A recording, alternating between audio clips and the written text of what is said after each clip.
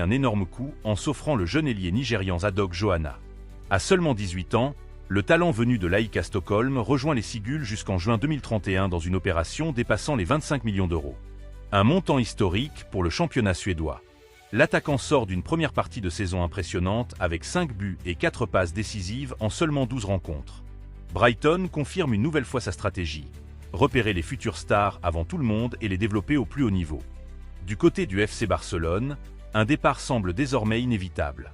Marc Casado a pris la décision de quitter son club formateur après une discussion directe avec Hansi Flick.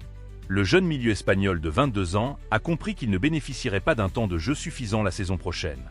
Malgré son attachement au Barça, il préfère désormais chercher un projet où il pourra s'imposer comme titulaire. Plusieurs clubs surveillent la situation, dont l'AS Monaco, qui pourrait rapidement passer à l'action. Toujours en Catalogne, un autre dossier commence à faire parler. Alejandro Grimaldo pourrait effectuer un retour inattendu au Barça. Le latéral gauche espagnol du Bayer Leverkusen arrive dans sa dernière année de contrat et pourrait être disponible pour seulement 10 millions d'euros. Un prix très attractif pour un joueur expérimenté qui connaît parfaitement l'environnement barcelonais. Mais attention, ce transfert dépendra directement de deux éléments, l'avenir d'Alejandro Balde et celui de Joao Cancelo. Si Balde reste et que Cancelo prolonge, le dossier pourrait être abandonné. L'Atlético de Madrid reste également très attentif. Pendant ce temps, le Real Madrid continue de préparer l'avenir avec des ambitions gigantesques. Le premier nom qui fait rêver les supporters madrilènes est celui de Michael Olise. Selon plusieurs informations, Florentino Pérez serait prêt à envisager une offre pouvant atteindre 150 millions d'euros. Une somme totalement folle qui témoigne de la confiance placée dans le potentiel du joueur. Mais ce n'est pas tout. Un autre dossier attire l'attention dans la capitale espagnole, Mateus Fernandes. Le milieu portugais de West Ham est considéré comme l'un des joueurs les plus prometteurs de sa génération. Auteur de 5 buts et 5 passes décisives cette saison, il serait particulièrement apprécié par José Mourinho.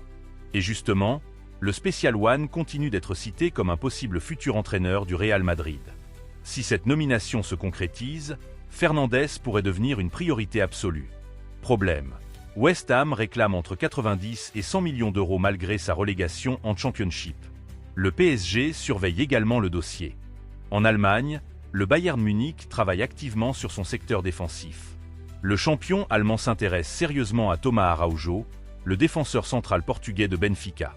Sous contrat jusqu'en 2029, il est valorisé autour de 30 millions d'euros et représente un profil particulièrement apprécié par la direction bavaroise. Dans le même temps, Kim Min-jae pourrait déjà faire ses valises. L'international sud-coréen a perdu du terrain dans la hiérarchie du Bayern et la Juventus apparaît désormais comme une destination crédible. Luciano Spalletti souhaiterait retrouver un joueur qu'il connaît parfaitement et qu'il estime capable de renforcer immédiatement sa défense. Du côté de Paris, les regards se tournent vers les jeunes talents du centre de formation. Arsenal pousse très fort pour recruter Emmanuel Mbemba. Le capitaine des U19 du PSG, vainqueur de la Coupe Gambardella, n'a toujours pas signé son premier contrat professionnel avec le club parisien. Les Gunners ont déjà présenté un projet précis pour convaincre le défenseur central gaucher. En raison des règles liées au permis de travail en Angleterre, Arsenal envisagerait de le recruter avant de le prêter immédiatement, avec le Paris FC comme destination possible. Et ce n'est pas le seul jeune parisien qui pourrait quitter la capitale. Ibrahim Beye se rapproche fortement d'Aston Villa. L'international sénégalais est frustré par son faible temps de jeu sous Luis Enrique et Unai Emery apprécie énormément son profil. Les discussions avancent sérieusement et une décision pourrait intervenir juste après la Coupe du Monde. Pendant ce temps, Tottenham prépare une véritable révolution sous Roberto De Zerbi. La priorité absolue du nouvel entraîneur s'appelle Cody Gakpo. Les Spurs seraient prêts à dépenser jusqu'à 86 millions d'euros pour convaincre Liverpool. Si l'opération aboutit, il s'agirait tout simplement du transfert le plus cher de l'histoire du club londonien. De Zerbi apprécie particulièrement la polyvalence offensive du Néerlandais et souhaite construire son attaque autour de lui. Mais Tottenham ne compte pas s'arrêter là. Les discussions avancent également pour Jean-Paul Van Eyck, le défenseur de Brighton, tandis que des négociations sont en cours avec Manchester City concernant Savino. Les Spurs veulent clairement envoyer un message fort à leurs concurrents avant le début de la saison. En France, un dossier provoque énormément de débats. Celui de Mason Greenwood à l'Olympique de Marseille. Alors que beaucoup imaginaient l'attaquant poursuivre son aventure sur la Canebière, la situation semble aujourd'hui beaucoup plus compliquée. Les différentes clauses financières liées à son contrat rendent une éventuelle revente extrêmement difficile à rentabiliser pour l'OM.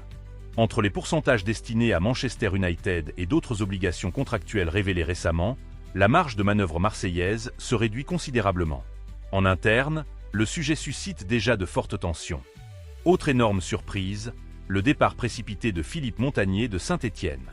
Arrivé il y a seulement quelques mois, le technicien a décidé de quitter le club après plusieurs désaccords avec sa direction concernant la stratégie sportive. Une décision qui plonge les Verts dans l'incertitude à quelques jours de l'ouverture du marché. Le Paris Saint-Germain reste également au centre d'un énorme débat avec le dossier Julián Álvarez.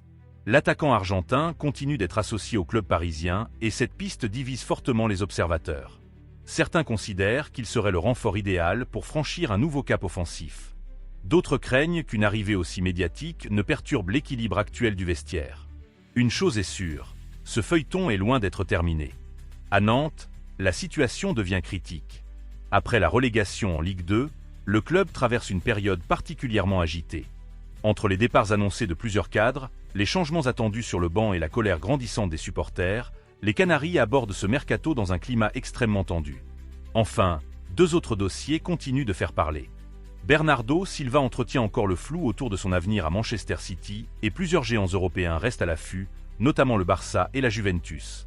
Quant à Ronald Araujo, une offre importante aurait été transmise au FC Barcelone alors que des rumeurs persistantes évoquent un intérêt venu de Madrid, ce qui pourrait provoquer un véritable